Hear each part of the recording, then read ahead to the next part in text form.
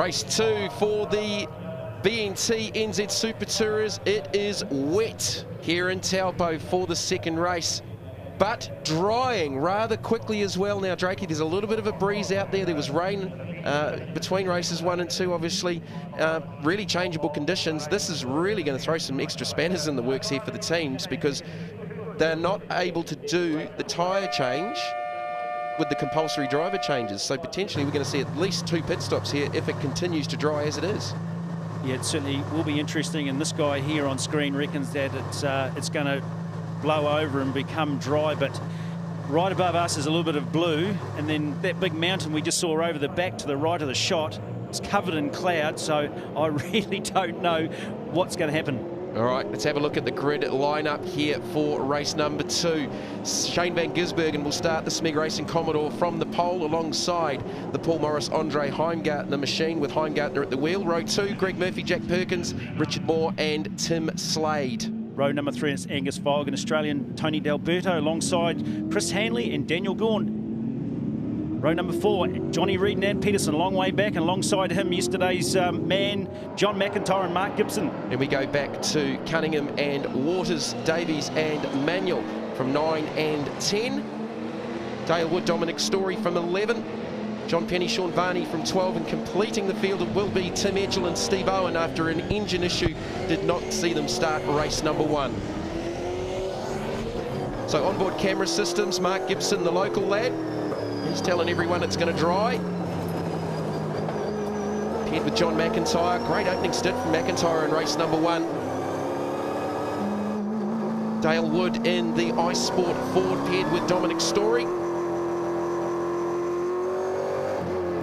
They finished in the 10th place for race number 1. And Shane van Gisbergen, starting off the pole in the Smeg Holden, was very, very comfortable in that race 1 victory with Simon Evans, the team's first ever victory in the BNT NZ SuperTourers. So there's a fair amount of water still out there, Drakey, up the top part of the circuit, but you can see a drying line. It's certainly not dry, and we know these Hankook wet tyres are very, very durable. They were just about down to the canvas at Pukekohe last season before the supercars. So they are durable, but I don't think they're going to do 46 laps if this track does continue to dry. Yeah, it's going to probably take 5 or 6 laps for us to work out what's going to happen. But if we wind the clock back to that race where Greg Murphy won last season, I mean, no one thought they could do that race on those tyres, and they managed to do it, and quite comfortably. So obviously, you know, the gamble is that you're going to lose 50 seconds plus in the pit lane. So are you going to lose 50 seconds on the track? This is the big question. Well, Mark Pedersen's down in pit lane, and maybe, Mark, you can explain the intricacies of these pit stops, because you're not allowed to change wheels during the compulsory driver change. Yeah, that's exactly right, Jamie. So the teams are going to have to do 2 stops here. First one is to get the driver change executed, and that's a mandatory requirement. But the other one, of course, is the big unknown. And like you guys have mentioned about the wet tyres going to slicks, and every team is getting ready to crack into changing those tyres. But what the regulations state in New Zealand is that only 4 people can actually cross over the car control line once the cars stop to change tyres. So, look, there's a bit of a strategy as well, because of the 4 people, you're only allowed to use 2 guns or 2 mechanisms to change the tyres. So that becomes a limiting factor. So the 4 guys, you know, you're only as good as the 2 wheel guns. So we're going to see a lot of different strategies take place in that area too. All right, so Mark Pedersen will be updating us from the pit lane throughout what will be a very interesting race. 46 laps, a timed race, I think 70 minutes. I think we're going to get to that time before 46 laps. The pit window for the compulsory driver changes between laps 20 and 26. The other side of what Mark was just saying is that this is the first round of the championship, and you know, a lot of these guys are more gentleman racers, and these guys actually working on the cars are not going to be used to this.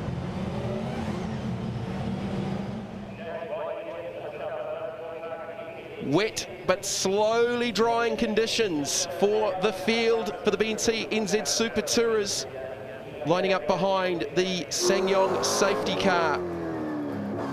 What to do? When do you make the stop? We'll see the time start dropping off with that crossover period. Certainly there's some blue sky right above us. There's a little bit of a breeze to help dry the track. There's been a bit of traffic out there this morning already to try and aid and dry that track surface as well. On board with Shane van Gisbergen as they roll around towards the start alongside Andre Heimgartner. A pair of Commodores off the front row, a pair of Commodores off the second row. Down to the lights. Quick start, a couple of boys napping in the background. Here goes Murphy up the inside. Down the inside of van Gisbergen, and he's going to get him. A big understeer for Murphy.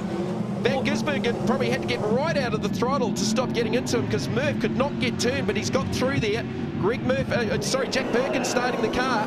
What a move. That was like, he just caught them all napping. He was going through there, whatever the consequences. Jack Perkins starting the car. So the co-driver light is the green light, designating that they are in. As the Cunningham car sideways gets straightened up as the manual Commodore goes around. Oh, it gets collected by Dale Wood. A lot of damage to the left rear of the iSport Ford.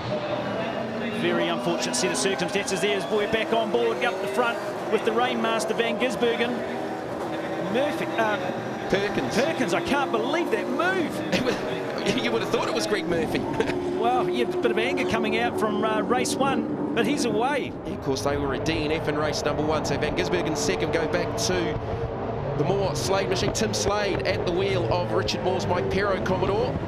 Then it's Andre Heimgartner. Van Gisbergen having a look up the top part of the circuit. So these two racing together in the V8 Super Cup Championship. Perkins with Geldwin FPR.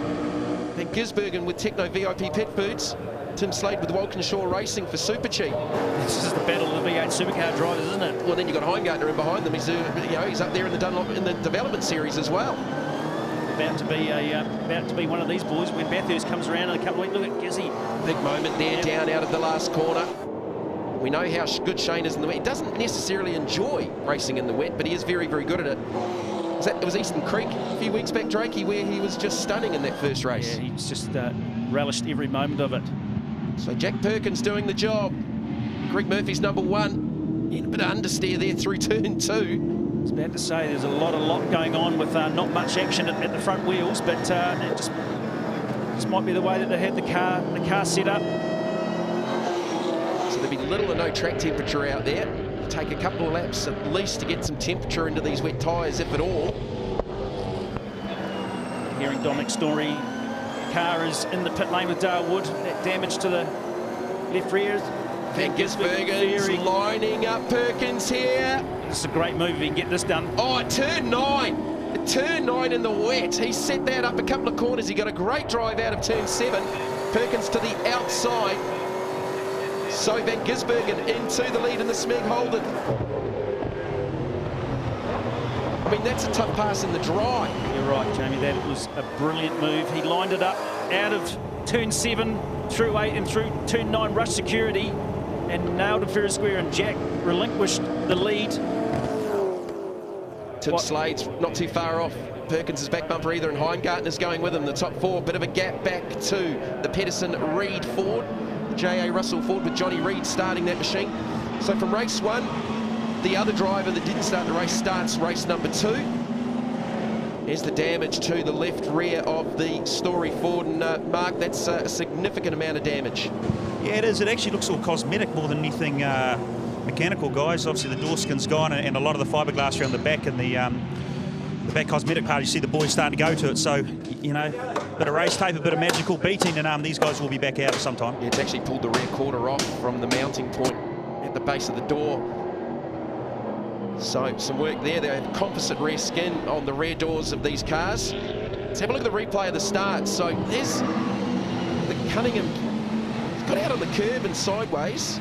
He's turned himself around. Unfortunately, everyone else has been involved in it. So on board with Dale Wood. Bang!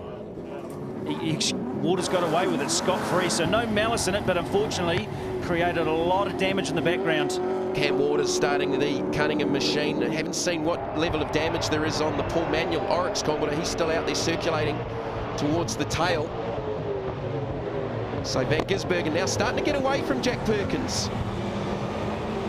Race number 1 before the compulsory pit stops. They had a 6-second lead. Simon Evans handed over to Van Gisbergen with a 6-second lead.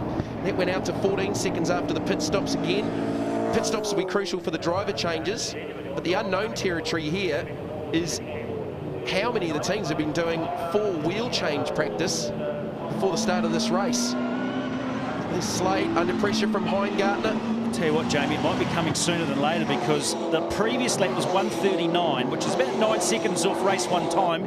Van Gisbergen in the previous lap did a 1:36, and now he's just popped in a 1:35. So he's only 5 seconds off what he does in the dry. Wow, that's impressive. So I don't know whether there's going to be... I mean, the track still looks very, very wet, very, very slippery. And these tyres are exceptional in these conditions, in any wet conditions. They're very soft and they stick through the water onto the track. Tim Slade, oh, look at sideways that. off the curbs, off the exit of 4. That's backing it in. I was just about to say, Slade and Richard Moore did a great job. Second place finish behind Evans and Van Gisbergen for race 1. Heingartner and Morris on the final podium in that first race. Heingartner's looking good here, Jamie. He's right on the tail of Slade. And Johnny Reid has dragged that 96 forward up as well. Yeah, well, the top 4 were sort of away from that next group, but Johnny Reid's got some good pace here in the J.A. Russell Ford. Paired with Ant Pedersen, of course. Pedersen's new teammate at Super Black Racing for Bathurst, just up ahead of them, Andre Heingartner. What can happen here in these different performance of these cars is that some of these guys may have actually set their cars up for the rain, and some of them actually may set them up for more dry conditions later on. Right, Mark Pedersen down in the pits. What have you got, Mark? Yeah, actually, Shane, first of all, just to confirm what you said, half the teams have actually gone for a wet weather setup in the hope that it kind of stays damp, so there's going to be that transition stage. But look, this is the wet weather tyre here, the Hankook tyre, and you'll see here, these are all the blocks that we're referring to, and this is what pumps all the water out on a wet track. Now, what happens when the track dries, these blocks, they actually wear away, so there's a transition stage from what we can see here until the tyre is essentially a slick tyre or the base. And once they get through that transition stage and this becomes a slick, they can still operate on that tyre. So my train of thought is that they'll push the pit window as far as they can in the hope that they get a safety car and come in, and that way they're going to reduce or minimise the amount of time they lose changing from wets to slicks. Yeah, well, there's sun outside now too, Mark, so that's going to aid it as well, getting the temperature up. Johnny Reid's got by Andre Heingartner, so Johnny Reid's got some great pace here in the wet, semi-wet. Certainly not a lot of water getting pumped out of these tyres, so it is drying rapidly. Last time by, problems here for Sean Varney. It's into turn 1, Hankook hairpin, and that car looks like it's going to come to a stop. You see some of these guys are actually hunting for more wet patches. That's what I was just about to say. Shane Van Gisbergen on the main straight the last time was going down the inside looking for a little bit of moisture, so just trying to keep that tyre temperature down. Will that bring a safety car wherever Varney ends up parked? Didn't look like it was I think it'd be too early to go to a slick though right now. There it is. I mean, that's certainly going to call. It's stopped. They can't get it going very shortly. That will create a safety car. Mark, lap 5 with Varney parked up, if they pull a safety car, would that be too early to go to a slick tyre by your sort of experience? No, definitely not, Shane, because they'll lose a bit of time under the safety car. But keep in mind, when you don't stop under safety car, if it takes 50 seconds, it doesn't matter because the field's compressed. Well, Tim Slade just about pulled into pit lane there. The safety car is going to get pulled. He fainted it, really, didn't he? Yeah, he might have fainted it, NASCAR style. So here's the safety car that everyone was maybe hoping for.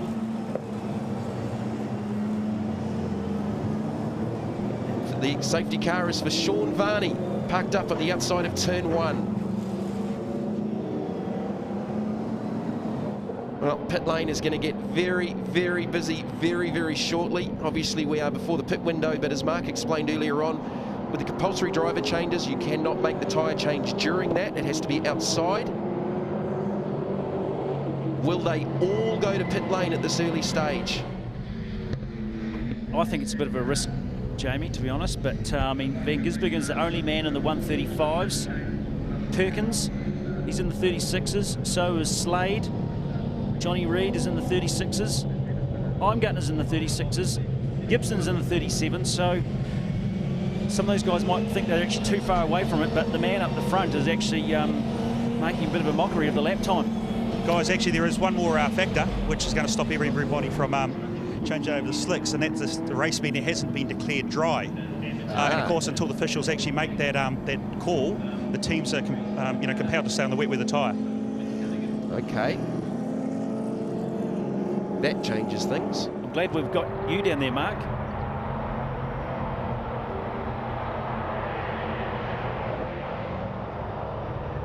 So here's a replay of the start, and initially you thought Van Gisbergen got a pretty good one, but watch Jack Perkins. Van Gisbergen knows he's got to try and cover. Perkins slips down the inside, and then look at the understeer. Shane's right out of the throttle. Heimgartner was also sort of compromised there as well, and Tim Slade was the big benefactor out of that. He drove around the outside of all of them. And let's listen to see whether Van Gisbergen gets wheel spin.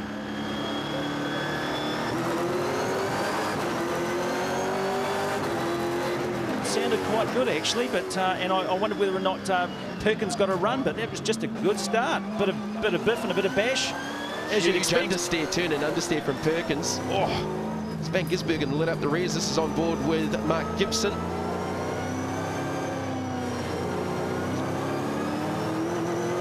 He's starting a little bit further back. I decided to leave it in a higher gear too, so he wouldn't get that wheel spin. You can see how far across Perkins went into the path of Van Gisbergen. You can hear that wheel spin too from Gibson as he tried to get the traction down out of turn number 1. So safety car conditions, track continuing to dry. Certainly earlier on in the week, the forecast was for wet weather over both race days here in Taupo. Race 1, we had dry conditions, a little bit cool, but dry conditions. The big loser in that pack was Tony D'Alberto, who started out of grid position number 5. And he is way down in the 11th position, so out of shot somewhere. He's perhaps he got caught up in that turn 5 at Gull with the Cameron Waters incident that triggered everyone spinning and the damage to the iSport car. As the number 14 Simply Leasing car is put on the recovery truck, and away it goes. So that'll be it, and that safety car will have its lights off in the not too distant future. Nothing to clean up, it's gone. So we've completed 6 laps of scheduled 46 with the timed race. We're not going to get to 46 laps. I think it is 70 minutes. Pit lap window for the compulsory driver change between laps 20 and 26. See whether that Jack Perkins can fire up again and put one past Van Gisbergen. Shane hasn't been voted one of the hardest guys to pass in V8 supercars for no reason. On board with the Giz.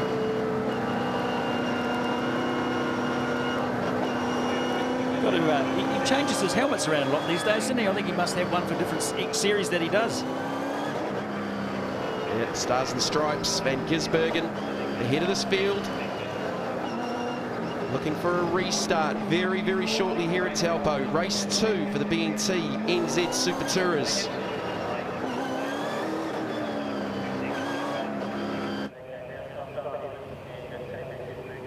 Lights are out on the SsangYong safety car. We are going back racing. Shane Van Gisbergen leading Jack Perkins, Tim Slade, Johnny Reid, Andre Heimgartner. Remembering that the green light in the windscreen is the co-driver of the car, not the main driver. So you can see Heimgartner there with no light. He's the main driver for that car. On board with Mark Gibson. He's also the main driver. John McIntyre is the co-driver for the Blackwood Protector Ford Falcon. You can see a drying line definitely now down through the BNTS as we go back to green. Van Gisbergen leads them away. There's a dry line in the background there too, all the way down the front straight. Heading into Hankook Hairpin, nice and safely this time by the look of it. Oh, Van Gisbergen a little bit sideways mid-corner. It's a good exit drive though. Like Jack Perkins, a little bit of turn and understeer at turn number 2. As they head up the hill through to the infield here at Taupo Motorsport Park, through 4 on the run to 5. Definitely see a darkening line, a drying line here around the motor racing circuit. Johnny Reid sliding the 96 J.A. Russell Ford. Before the safety car, he was one of the best cars out there apart from Van Gisbergen. Yep. He's obviously got some good pace in that car. The average run in race 1, they knocked off the ignition switch in that car. One of the team had to go back in and switch it on because the car wouldn't fire. Oh, okay, that was the reason for the door getting back open. Yes. Simon Evans actually did something similar in the Smeg Commodore, which explained why it took a little bit longer for him to get out. So Johnny Reid and the J.A. Russell Ford recently engaged. Second baby. So life is pretty good for Johnny Reid at the moment. Van Gisbergen, look how much dry it is. He's down the inside of the circuit. They are looking for that moisture. Try and get these tyres to last as long as they can to that pit window. Mark Gibson, he's up in behind Heimgartner. It's Daniel Gaunt behind him. Cameron Waters in the blue Cunningham Construction Ford. Already Shane Van Gisbergen with a pretty handy lead over Jack Perkins. He's still in the 35s. Yeah, so Cam Waters there, he's carrying some damage on the front end. After that contact earlier on, he ran it off the curbs, got straightened up by the Oryx Commodore, and then the Oryx Commodore got collected by Dale Wood in the iSport Ford. On board with Mark Gibson, doing a good job. He is currently in the 6th position. Local driver. Competed in the Suzuki Swift Sport Cup along with his brother Rob, who's also racing this weekend in the Sangyong Racing Series. Both of the Gibson boys with a motocross background. Certainly not the traditional kart sport route into motor racing. It would be a lot easier on the bones than this sort of sport then, wouldn't it? Absolutely. So there's Van Gisbergen. Look at the lead already. His first flyer was a 35.1, fastest lap of the race. Andre Heimgartner, he'll hand over to Paul Morris. Now, with the driver changes, they were one of the quickest combinations in race number 1 with their driver change. They were very, very good. The majority of the field were in that sort of 15 to 16 second bracket with the driver change. They're all searching for water down the inside of the back straight. Tim Slade staying with Perkins. Johnny Reid's up underneath his rear wing. Go back to Heimgartner in the 5th position. Finished on the podium for race number 1 and 3rd. So the sun is well and truly out now at Taupo. And Gisbergen still in the 35s, the only man in the 35s. Pulls his gap out just over 2 seconds. Got 10 laps to go before the compulsory pit stop window. We saw some different strategies in race 1 with John McIntyre and Mark Gibson deciding to go late and pit on the last lap of the pit lap window opening. Oh, moment there for the manual Shay Davies Oryx Commodore. That car's got it's got the damage on the left rear, but that's actually stood up pretty well considering how hard Dale Wood hit it. Yeah, exactly. There's D'Alberto starting to monster him, and he's got a good run up to TR Group Turn 7, and he'll run that thing high and try and slip down low. D'Alberto had an entertaining battle with fellow Australian Cam Waters in race number 1. He ended up with D'Alberto turning Waters around, and got the opportunity to readdress it, which is probably the first time that we've seen that. Shane with the ability to do that. Otherwise, he was looking at a 50-60 second penalty or a drive-through, which would have ruined their race. Well, I spoke to him after the race, and he said, well, you know, I didn't mean to do it, so I don't know why they gave it to me. And I said, well, Tony, it happened, and I think you're lucky you got a second chance. Yeah, absolutely. Good battle here. Cam Waters and Daniel Gaunt. You can see the front split is definitely not straight on the front of the Cunningham Construction Ford. No, it's taken quite a major hit. There'll be a fair bit of damage. Damage to the right side sill as well. And the back. She's beaten up as Gaunt starts monstering Cam Waters. There he goes. Slipped it up the inside. See if he can keep that run down into turn 1. Or Waters covers halfway down the front straight. With the SuperTourers, you are not allowed to block. You can cover on the first lap, and I think the last lap and the first lap off restarts. 3 laps to go. But, last 3 laps you can start blocking again, and that was a bit of a point from race 1 with Murphy and John McIntyre. Yeah, Murphy was pretty vocal about it. John had a different theory on things. The incident was cleared as a racing incident between them, but yeah, there was a little bit of conjecture over constituted blocking and when it was done as well. There's D'Alberto, Steve Owen, and D'Alberto down the inside. Nice move. Tony D'Alberto gets another position. Steve Owen hasn't had a lot of seat time in the Chester's Holden. Tim Edgell lost an engine during practice. He's brought a lot to the number 3 Property Tutors car and Angus and the team. Yeah, I was talking to Angus and the boys about it as Shay Davies goes by. Paul Manuel in the Oryx Commodore. It's relegated Steve Owen to another spot, so he's not too far different from where he started off with. I had a chat to Angus Fogg about that, because Dale drove with them last year, as Johnny Reid continues to work on Tim Slade here. And they were hoping that Dale could give them some feedback and point them in the direction of, to get the car better. But Dale basically said, you just give me the car, I'll drive around whatever you give me. So it didn't quite benefit them too much. So certainly they'll be learning a lot of stuff off Tony D'Alberto, who is probably one of the more underrated drivers in Australia. He's a main game driver. Gibson. Oh, you could almost see a contact there in the left rear door. Heimgartner's not looking as strong as he did in race number 1. He's fallen back into the clutches of Mark Gibson, who's doing a good job. This battle is for 5th and 6th. Heimgartner's dropped off the top 4. There they are up at turn 5 now. Gibson down the inside. And Cam Waters is going to try and follow him through as well. Yeah, watch out for this guy, because he knows how to fight. Yeah, he will get the elbows up. Just back up the front. Van Gisbergen slowed his time by 2 seconds a lap. I'm not sure we had a moment, or those tyres are actually starting to diminish in these more drivable conditions. From a surface point of view, Taupo is probably not one of the more abrasive surfaces we have in New Zealand. You can see the way the cars are starting to slide, especially through that turn 9 rush security. They're starting to slide all the way around the corner, which is... Cam Waters having a look. And that's not the thing you do in the dry. Here we go, just a little nose. He couldn't get the momentum to keep it in there. Mark Gibson holding him off at the moment. So Waters is on the move.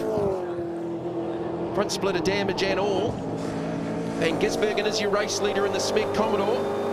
Guys, there's a fair bit of activity getting ready to gear up down pit lane here. The Timmy Edgell, Steve Owen car. These guys have all got all the air guns out.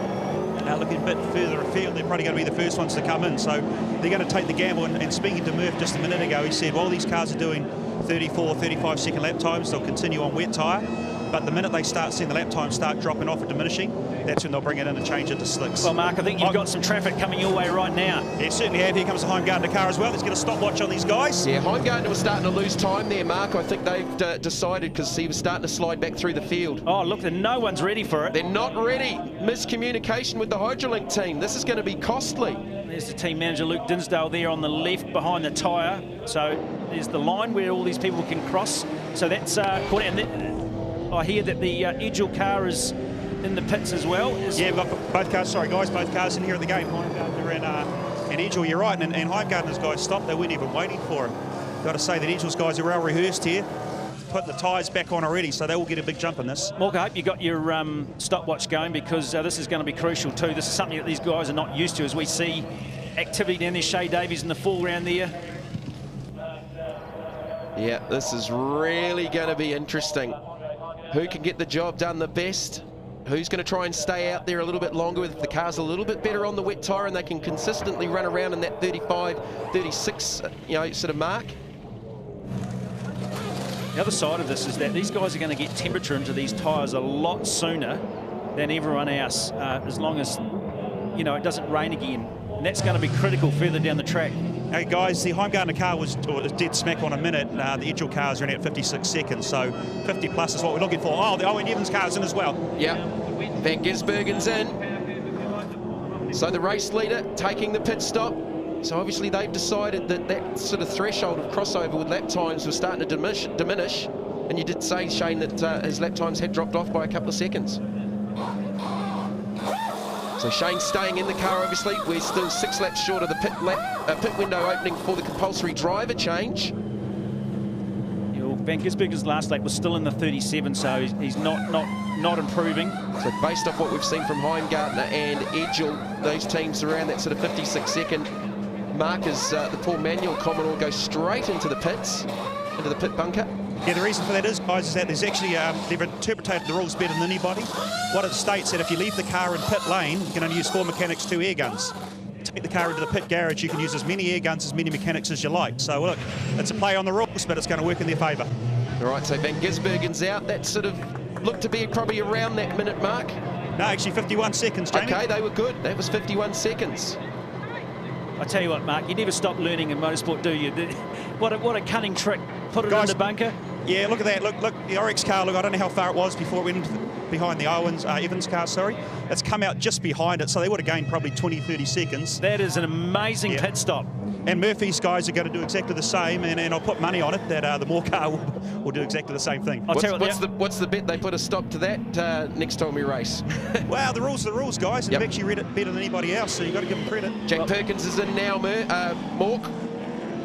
So the second place car before the pit stops. I'll tell you what, they've worked this quite well too, because these guys are running out of the same garage, so they've got all the space that they need. They would have cleared the garage out so they can get in there without any obstacles, whereas other teams are actually sharing a garage and got a division up. So this is really smart thinking by M3 Racing. Yeah. Well, the other teams will be aware of it now too. Hey guys, sorry, I'm just down here at the moment. 1, 2, 3, 4, 5, 6, 7, 8, 9, 10, 12 guys doing the pit stops. Mate, she's a Formula 1 NASCAR stop. I'm loving it. Oh, mate, it's magnificent to see.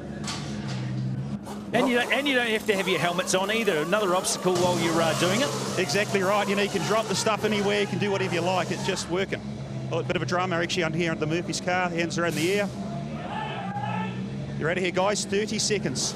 Well, that's quick, and that something's gone wrong. I was just a bit slow on one of the wheels. That's a huge gain. Mate, 20 to 30 seconds over most guys. Well, this is going to be interesting whether or not this man on the screen is going to pull this car out in front of Shane Van Gisbergen. Jack Perkins down pit lane. Now, where is he going to come back? You would expect him to be ahead of Van Gisbergen. If you thought Van Gisbergen was around 51 and that stop was around 30 seconds, that's a huge, huge gain as Cam Waters comes out of pit lane as well. And the Cunningham Construction Ford just in behind Perkins. Here we go. Van Gisbergen.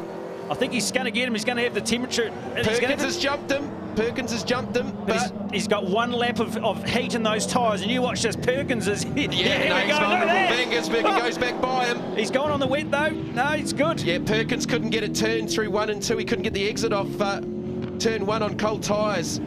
Hey, guys, look, we're actually down here. The Moore car is due in any second. We're at the end of the garage, so... If you want to film this, it's going to be magnificent. You'll see how many people can actually change a V8 SuperTourer tyre stock. Yeah, we're hearing Richard Moore is in the pit lane.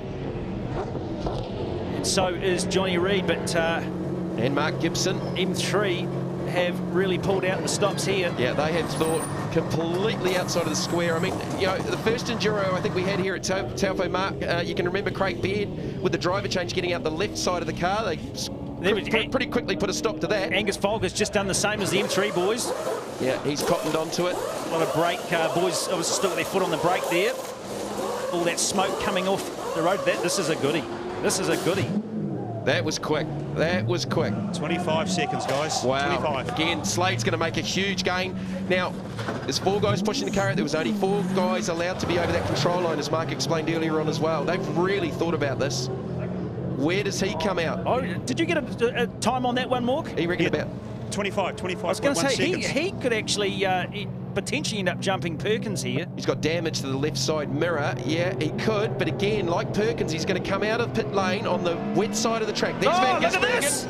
He's done both of them. Similar, but can he get the traction down? No, I think Van Gisbergen's going to pick him off. He's gone what? Yeah, again, exactly the same as Jack Perkins. He couldn't get the power down on cold tyres, and Van Gisbergen back into the front effectively in the Smeg Holden. While that panned out, Mark, in the end, you know, Van Gisbergen's actually taken advantage of it. Yeah, I see that. It was a good battle watching down here going into turn 1. So exactly the same thing happened between Perkins and Van Gisbergen and Slade and Van Gisbergen. It was mirrored at the same point on the track. Exactly the same point of the track to within an inch. So Shane Van Gisbergen effectively back into the race lead. Currently, it is the Hanley Gaunt Ford. That's probably one of the last cars to stop. So look for Shane Van Gisbergen to be your race leader. The pit window for the compulsory driver change. They're going to get busy again here very, very shortly because they're going to get the co-drivers in the cars. Inside the next 3 to 4 laps with the pit window opening, lap 20 to 26 for the compulsory driver change. Look at them struggling to get the power down out of turn number 1, out of pit lane, and trying to get the turn through 2. I think the rule there is as soon as you come out of that pit lane and get away from that blend line, is turn left. Cam Waters, Andre Heimgartner. Through a bit of race tape at the right rear quarter of the Waters number 32 Cunningham Construction Ford. He'll hand over to Mitch Cunningham. In the not too distant future, Andre Heimgartner lining him up down the back straight. They were one of the first cars to pit to go to slicks. Oh, Waters can't get it stopped. It's got to stay away from that darker area on the track, which is where it's damp. So Van Gisbergen, he's into the 32s. Straight into the 32s for Shane Van Gisbergen as Paul Manuel's back in to the pit lane, just having a look over the top of the track. That could be, keep an eye on that, Mark.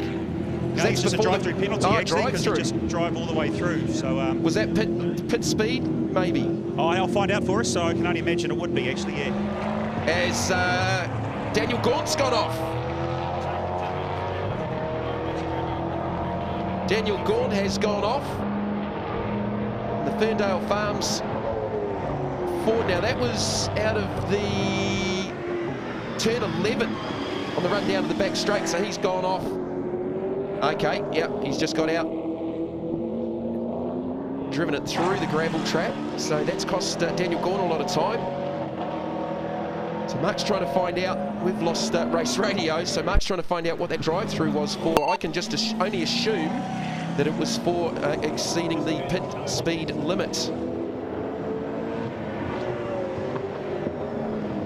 So Van Gisbergen, he's just got into the 31s, a 31-1 for Van Gisbergen. On board with the race leader, with about a 5-second advantage over Tim Slade. Driver changes not too far away. You've got to be, sorry Mark, you've got to be very focused here on, see Shane, I mean, there's one line on the track. You go 1 foot, half a foot to the left or right and get onto that wet stuff, you are gone. Or even put yourself on one of those white lines, that car will rotate very quickly. Mark? Yeah, it was speeding in pit lane for Paul. Oh, that's undone their brilliant strategy with putting the cars into the pit bunkers to change all 4 wheels, which in hindsight actually hasn't advantaged them, because I think Shane got the advantage of pitting just a little bit earlier and had that tyre temperature when he got up onto Jack and Tim Slade. And he's simply driven away. Slade's not even in the picture at the moment. There is Perkins and Slade. Perkins has got back ahead of him. So that is 2nd and 3rd on track. And they're doing 33s. Van Gisbergen's doing 31s. You've got to remember that Shane's car, I mean, I'm not sure track temperature at the moment. Shane has been out there longer than all of these guys. So he's got more temperature in those tyres. It's incredibly hard to get the right temperature back into these. So it probably would take 4 or 5 laps. So the fastest lap in race 1 was a 1:30.828 set by Simon Evans in the first part of the stint before he handed over to Van Gisbergen. So they're not too far off that already. Oh, Perkins wide, coming onto the front straight. You see how easy it is to do. Total concentration, 2nd and 3rd. Try and get you the gap between Van Gisbergen and this battle group, but I think Van Gisbergen's got at least a 10-second lead.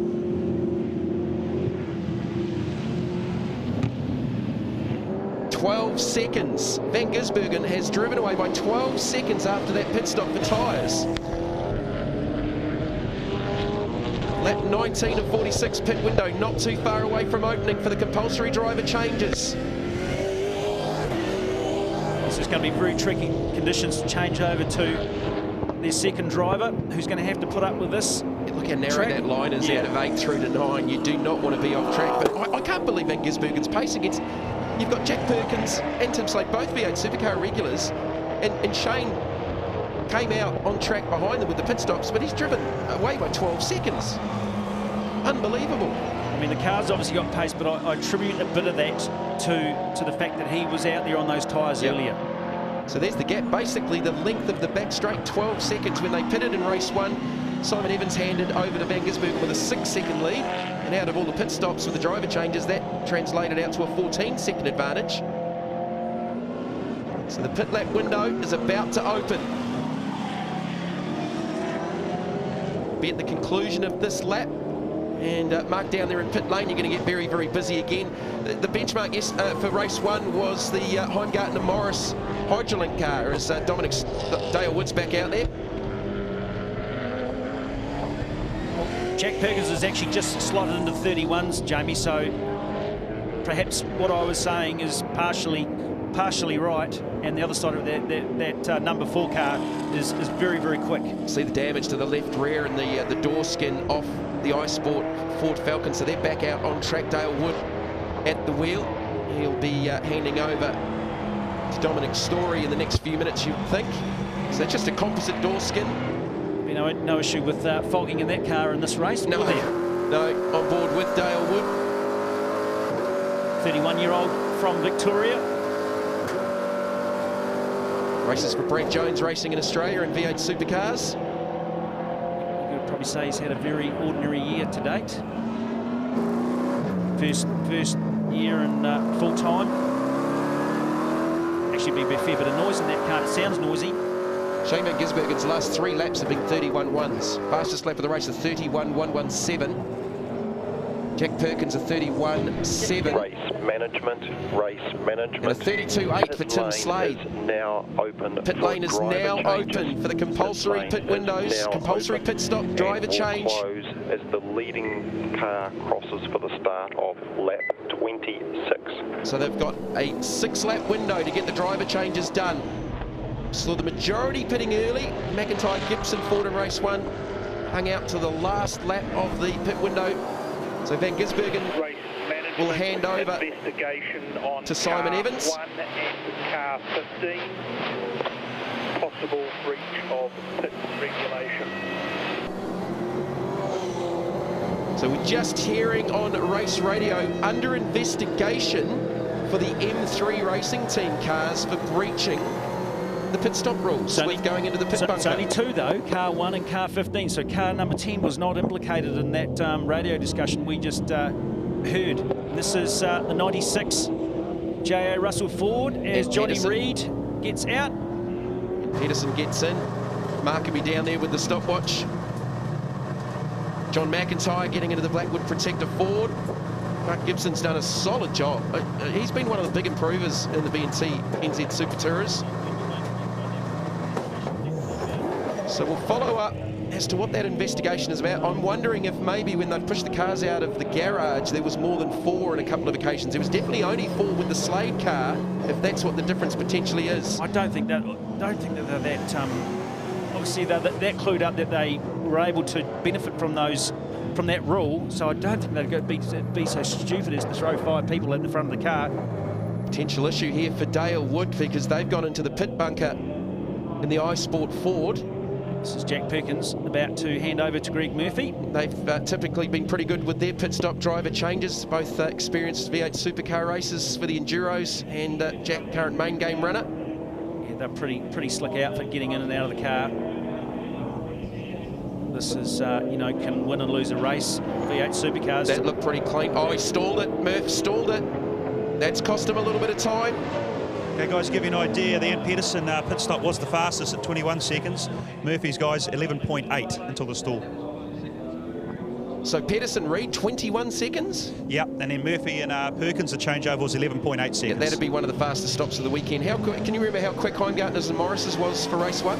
No, but it was Paul quick. Morris actually just on pit wall, so they'll be changing over soon, so I'll come back to you. Yeah, and Van Gisbergen staying out for the time being. He's into the 30s, a 30.5. Slade's gone no faster than a 32.7, and Perkins at a 31.6, so Van Gisbergen's picked up the pace, a 30.5. That's actually faster than race 1 by 3/10. He's just followed that up by a 30.7, so that car working very, very well. I wonder, Mark, if the Van Gisbergen Evans team have maybe gone for a compromise with a drier setup rather than maybe putting the wet setup going to slicks, because Shane's just got blistering pace at the moment.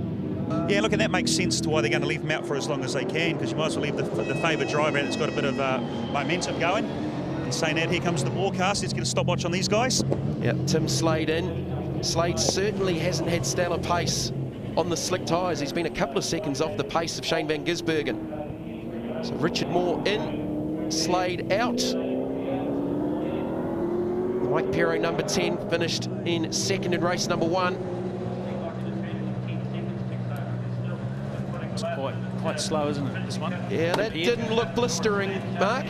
He's still getting Still himself going, together. guys. Yeah, sorry, yeah, 21 seconds. So. Yeah, that took a little bit longer, I think, than they would have liked. Actually noticed that they had a driver assistant there trying to help them get the belts up. And what happens is we probably haven't had a real good look, but these guys can't actually bend their head down far enough to see their latch to where to put the prongs into the cam lock. So because they've got their Hans device on, so it makes it very, very difficult. You've almost got to get into these cars and try and train in the dark to make it easier. Heimgartner's into the 30s, the 30.8 for Heimgartner. Van Gisbergen continues on again. He's got 3 laps to complete the pit stop window to hand over to Simon Evans.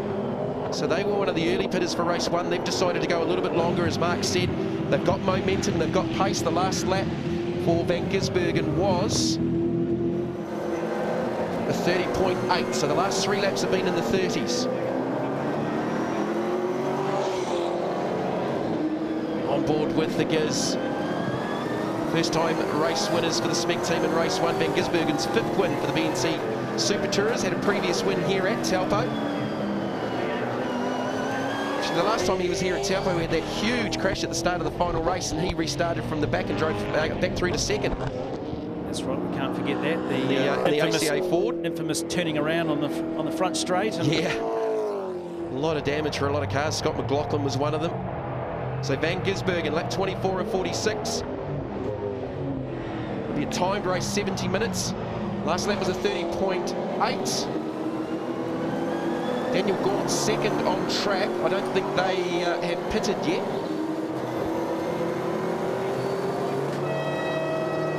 Andre Heimgartner, he's cutting some good laps. He'll hand over to Paul Morris very, very shortly. Greg Murphy's first representative lap at 31.3, currently in the 5th position.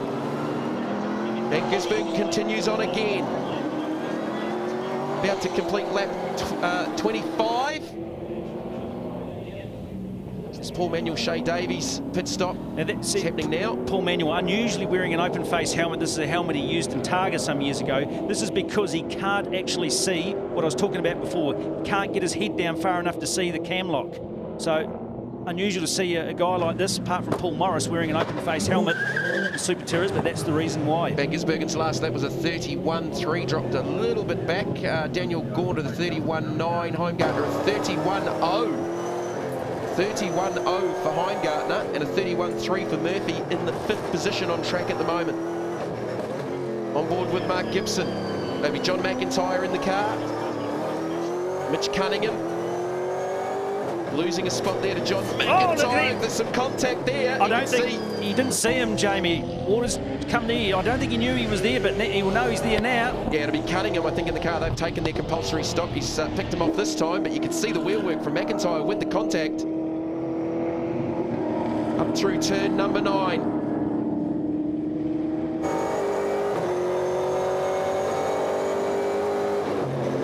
Looking over the boot lid underneath the rear wing. Blackwood protect the Ford. Just hearing that Tony D'Alberto's into the pit lane to hand over to Angus Fogg. There he is. Property Tutors number 3. They come in out of 6th place. Foggy getting in. There's Brent Robb, the team manager for the weekend.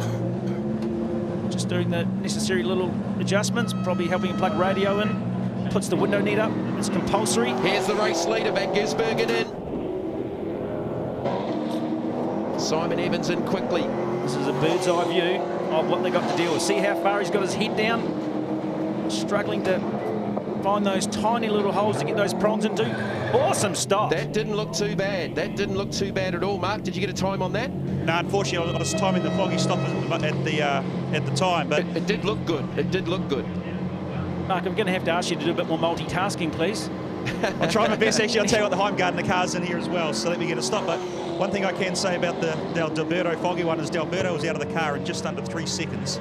A little while to get Angus back in, unfortunately. It'd be cool to catch, maybe grab a word with Tony if you could find him. So Simon Evans back out on track. It'll be interesting the messages that these boys are trying to tell their drivers. Paul Morris in, Heimgartner out. Of what conditions are like. Watch out for turn number 9, etc. Don't go wide. Don't cut number 3. Right, so Van Gisbergen and Evans, they had about 12 or so seconds advantage over the Perkins and Slade cars, and behind them in 2nd and 3rd. So This pit stop cycle is pretty much complete now. We'll get a realistic view of exactly where everyone lines up after the pit stops, who's made time, who's lost time. An intriguing race with the added bonus of having to stop for slick tyres as well with the drying conditions. For race number 2 here, the Taupo 400 weekend brought to you by Rush Security. Round 1 of the 2014-15 B&T NZ SuperTourers. So we'll see how this lead translates for Simon Evans on his first out lap. Jamie, just picking up in the previous shot that Simon Evans has changed to left foot braking. Simon's been left foot braking since he was first in the car. Right, there you go. Yep. That's how much attention I pay. That was one of the things that crew chief Steve Giles instigated when Simon got into the car after Kane Scott's first season. Yeah, it's you don't see it too much, especially from New Zealanders. I mean, Greg Murphy was obviously infamous for it. Race management. So we'll take a lap here with Simon Evans. Now closed for driver change. Pit lane is now closed for the compulsory pit stops. Let's take a lap with Si. Now, while we've just heard that the pit lane's closed, Chris Hanley is on his way out. Now, I'm not sure how that plays out. He might find himself in a spot of bother. I think you'll find you're right, guys, because it's actually the pit window is between 20 and 26 for the car in question, not the leader of the race. So therefore, he's got his 26th lap entitlement. Thanks for clarifying that, Mark. So up at turn 7 now for Simon Evans on board the Smeg Commodore. Certainly the biggest improver in last year's championship, finishing second to Greg Murphy. First ever race win in race 1, paired with Van Gisbergen. And they look to be dominating race number 2 here. Looking pretty relaxed there, Shane. He is. Just a little confidence dab on the brake heading into those corners when you've got a long straight. Get a bit of brake knock off as when the car's loading through corners. It just shifts the pad away from the rotor a bit, so they give it a little bit of a confidence tap to bring it the brake pad closer to the rotor, so you don't have so much travel. It's nothing worse when you've got a long pedal and then they can't. Well, not much problem for this guy. You can't heel and toe when you cross your right foot over to put it on the brake and then bloop the throttle to help with the downshift, stop the rear wheels from locking up, make the gearbox go through the gears easier. These poor old things hemorrhage quite heavily as they fire into turns. They tend to use the gearbox as brakes as well. 32.7 for Evans, 31.9 for Murphy. And the gap is 14 seconds, first to second. That is Temedjel off. Probably not a nice place to be. You see the way that the car's just sliding around. Here's a replay. Oh, that's coming. Oh, turn 9. Oh, at least he straightened it up. Oh, and you can see how far he's gone on the slippery grass. Yeah, well, the problem there, you see those cones in the background on the left. There is some issues there with the concrete lifting. So if you'd gone over there, you probably would have caused a massive amount of damage. So he hooked it to the left.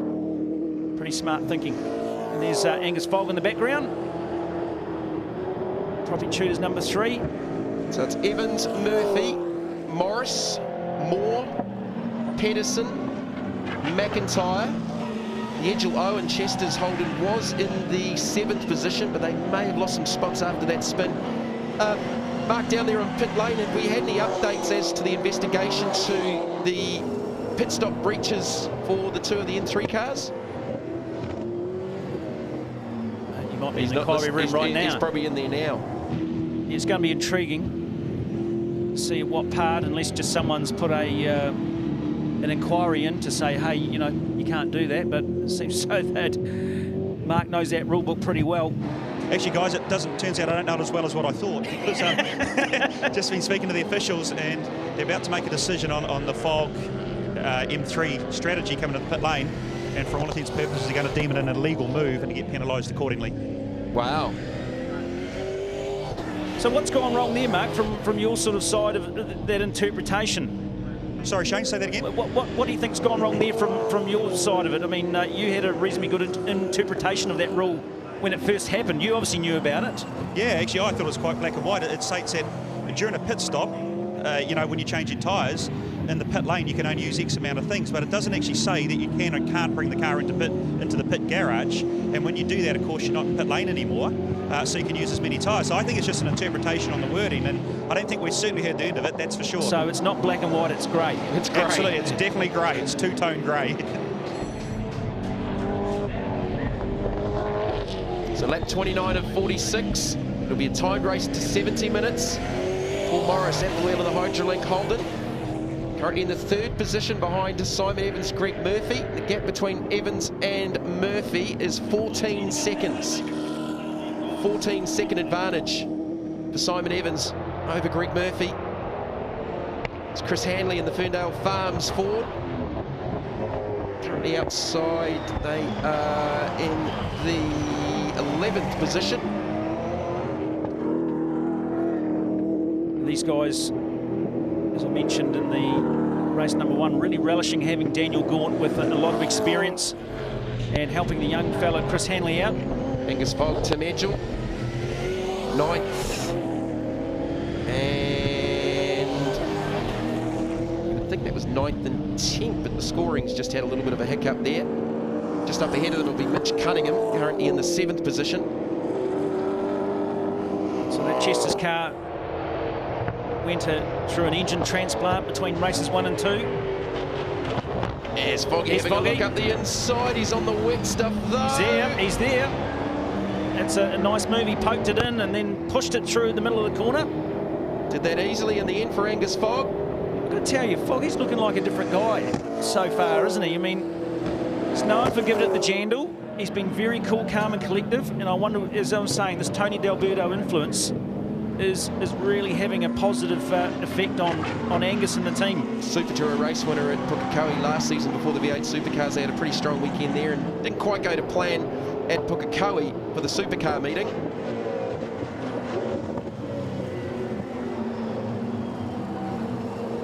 Welcome back to Taupo, lap 30 of 46, race 2 for the BNT NZ SuperTourers.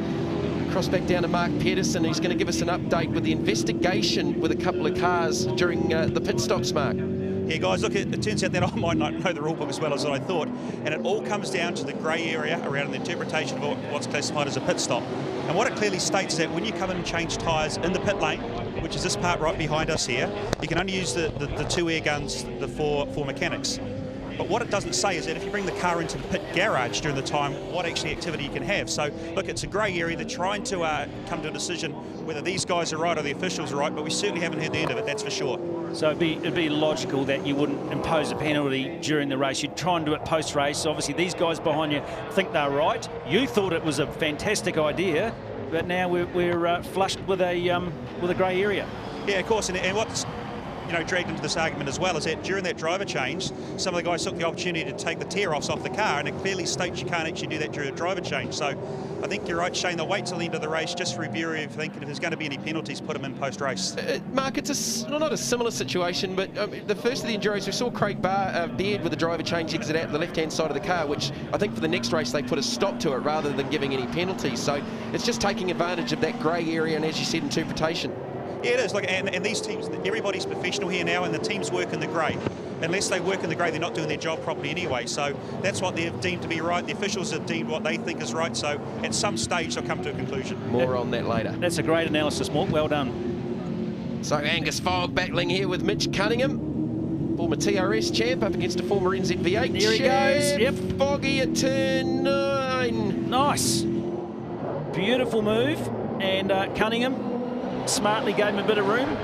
Didn't want to end up putting that number 32 on the ripple strip like his teammate did earlier in the race. Yeah, so Foggy's on the move. So we've got Simon Evans,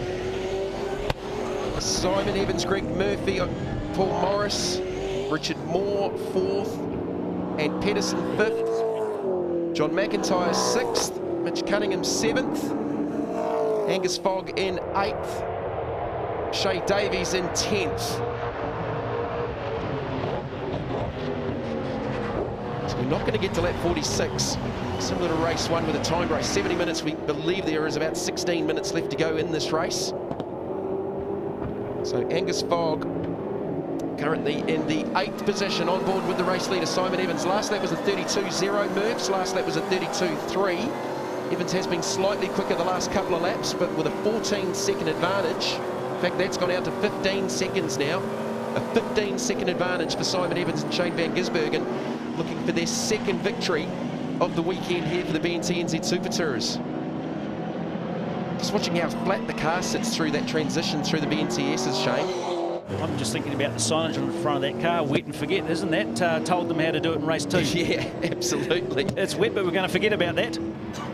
15.5 minutes left to go. A 15-second lead for Simon Evans. Did a good job handing over to Shane van Gisbergen with the race lead in race 1. Van Gisbergen likewise has done it.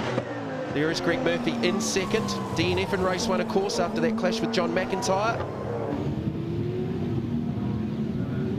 It's a little bit of work to do between races for that team. Some damage, I think, to the left front suspension. There was actually a lot of damage to that car. The end of the exhaust, the crossover was damaged as well.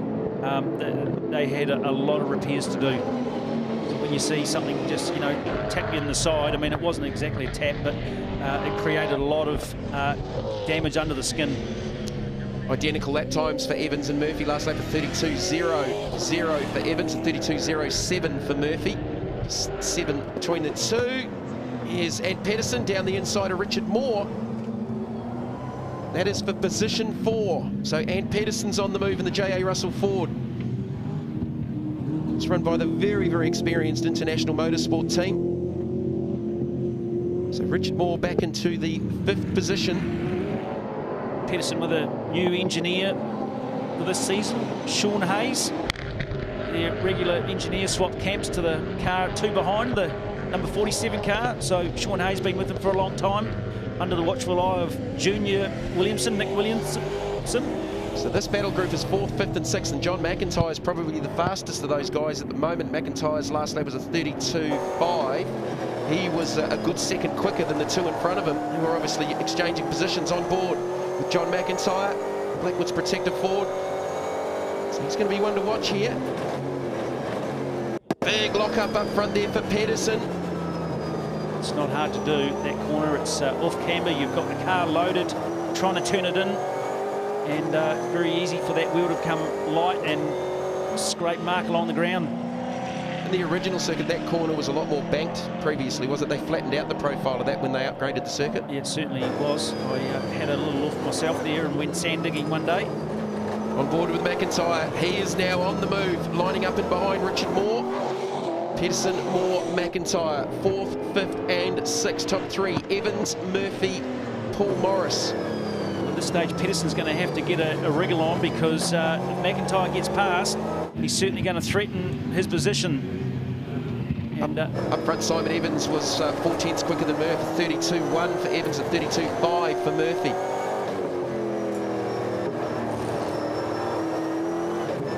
On board with Johnny Mack. Oof, that was close.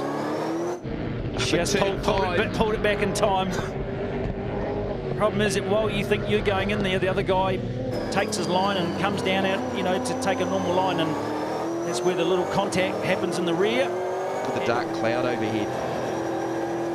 Not sure what that is on McIntyre. I don't think it's rain on the screen. It's just oh, there he goes! Oh, big sideways through turn number 9. That's compromised his exit. McIntyre's going to have to go to the outside, though. He's going to have to go the long way. I'm just going to let him go. See if he can get the crossover done, or maybe live there on the outside. Momentum, side by side. Moore and McIntyre. That answered that. He got out in the wet stuff. Yeah, it was all looking good there till the last quarter of the corner. Probably cost him 3-4 plus car lengths. He won't do that again. I mean, that's obviously where no car's been in this race, therefore it was still wet. Evans a 32.2, Murphy a 32.4. Evans leading the race from Greg Murphy, with Andre Heimgartner in 3rd.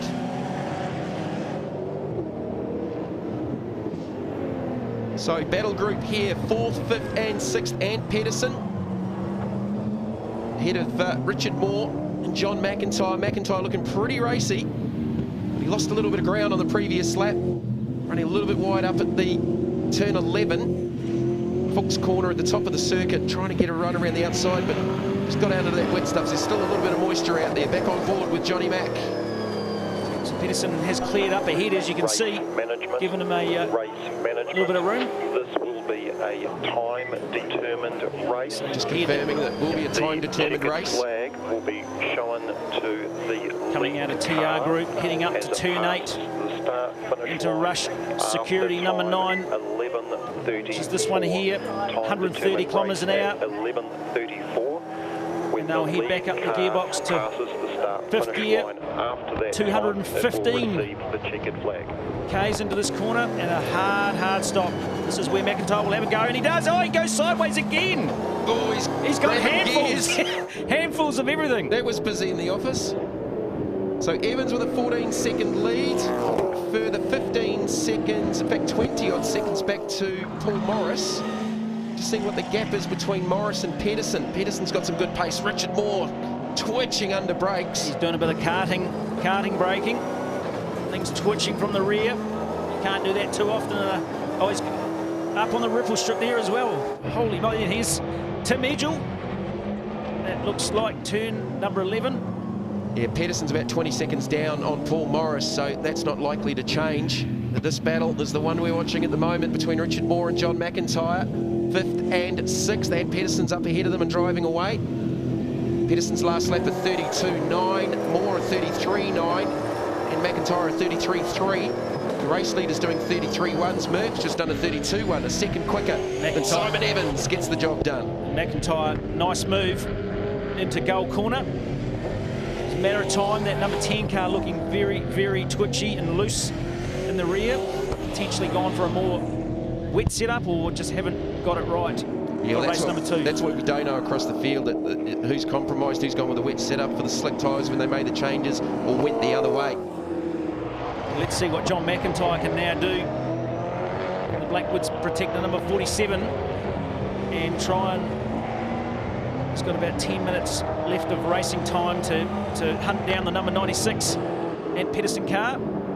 Simon Evans has just slowed up into the 33.7s.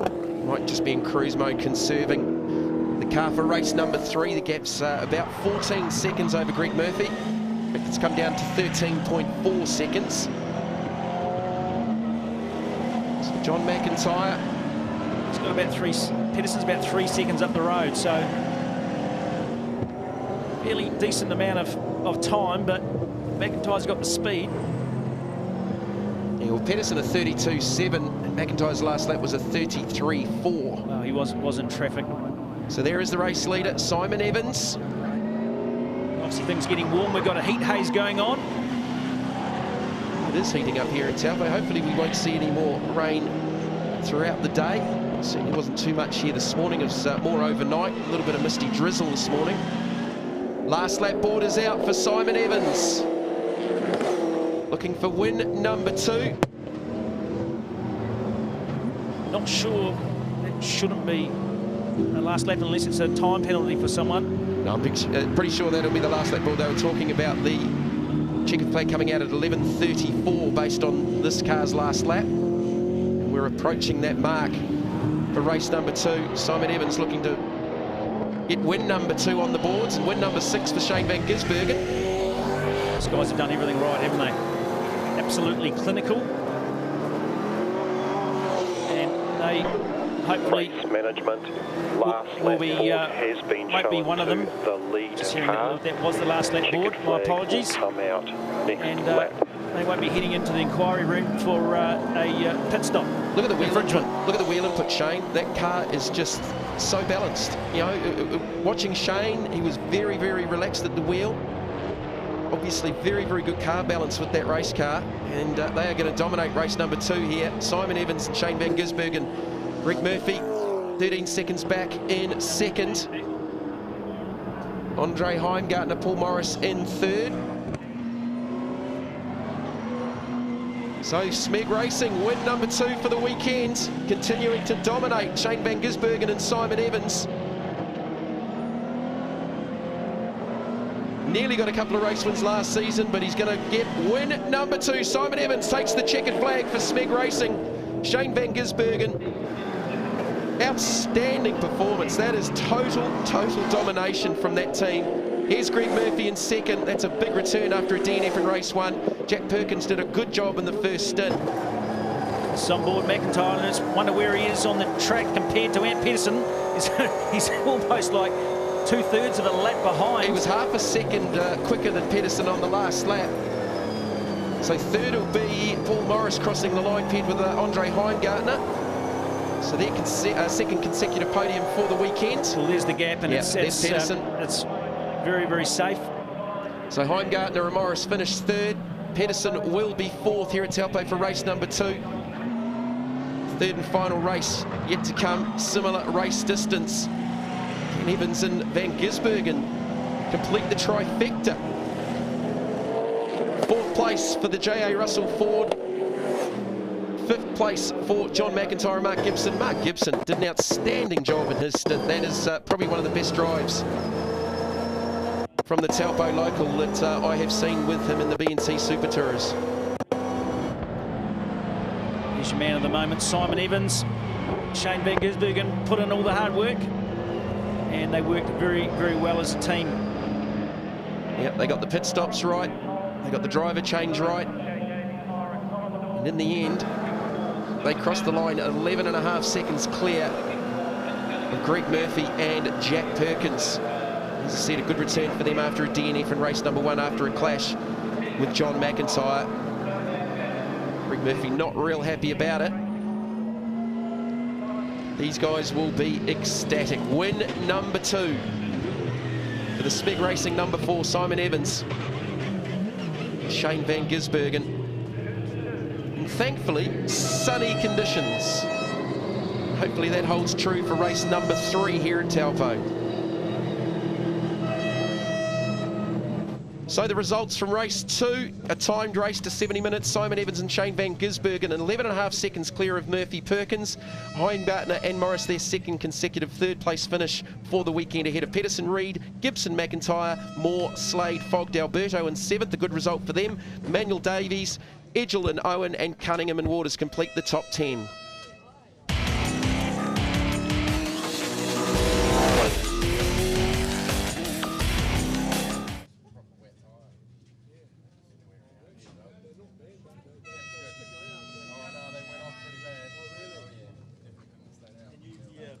Hello, nothing from Nige. Hello, Nige. I'm here, I'm standing by. How many do you want? Okay, well, I've got Shane here. I'll just wait till Simon gets out of the car. And then I'll go get Murph and Jack.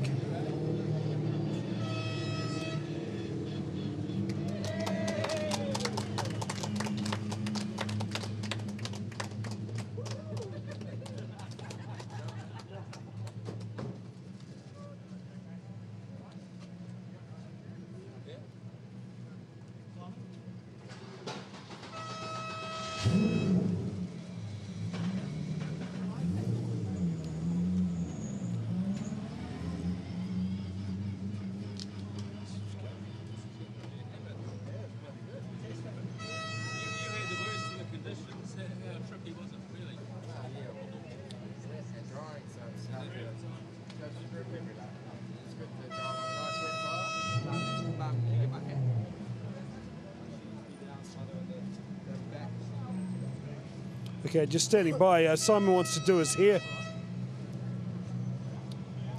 You right, eh? Okay. There we go.